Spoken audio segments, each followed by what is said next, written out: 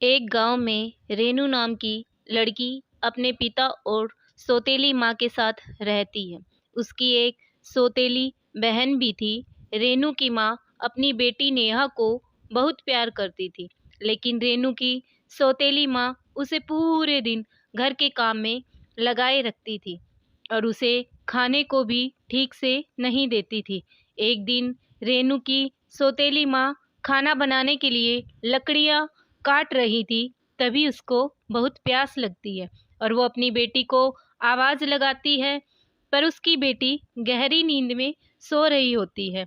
तब रेनू पानी लेकर जाती है और बोलती है वो सो रही है, इसलिए मैं पानी लेकर आई हूँ। उसकी माँ पानी को यह कहते हुए फेंक देती है, तेरे हाथों से छुआ हुआ पानी मैं नहीं पी सकती। अपनी माँ को खा गई है, अब क्या मुझे खाओगी? और वहाँ से चली जाती है। उसकी माँ अंदर जाकर देखती है, घर में पानी बिल्कुल नहीं है। तो वो रेनू को चिल्लाकर बुलाती है और उससे कहती है, पानी क्यों नहीं भर कर लाई?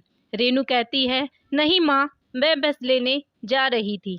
रेनू बहुत उदास होती है और बाल्टी लेकर कुएं पर चली जाती है, पर पानी भरते समय रस्सी टूट जाती है और बाल्टी कुएं में गिर जाती है। इसके बाद वह परेशान होकर घर वापस लौट आती है। तब उसकी माँ उसको बहुत सुनाती है और कहती है, जब तक बाल्टी वापस लेकर नहीं आती तब तक घर वापस मत आना, आई तो मैं तेरे हाथ पैर तोड़ दूंगी। रेनू वापस कुएं पर जाती है और बिना सोचे समझे कुएं में कूद जाती है। जब उसको होश आता है तब तक वह एक अलग ही दुनिया में होती है, जो बहुत सुंदर होती है। रेनू को यह सब देखकर बहुत अच्छा लगता है। जब वह घूमते हुए थक जाती है तो पेड़ के नीचे सो जाती है। उसको भूख भी लगी रहती है। उसको सामने एक हवेली दिखाई देती है तो उसे वहाँ एक परी मिलती है। परी उससे पूछती है,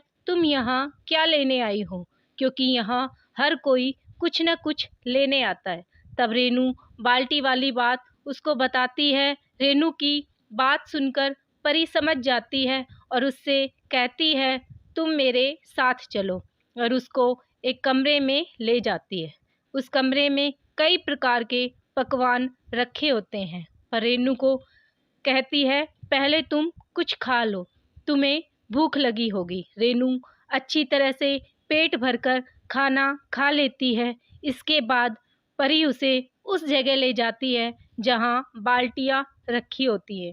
उनमें से रेनू को वह अपनी बाल्टी को ढूंढने को कहती है।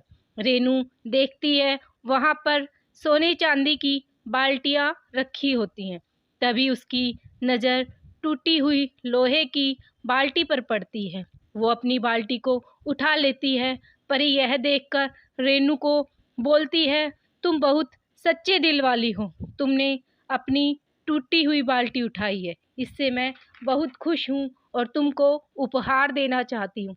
तभी परी अपनी छड़ी घुमाती है और रेनू के हाथ में लोहे की बाल्टी को सोने की बना देती है और उसको सोने चांदी से भर देती है। यह देखकर रेनू परी का धन्यवाद करके अपने घर वापस लौट जाती है।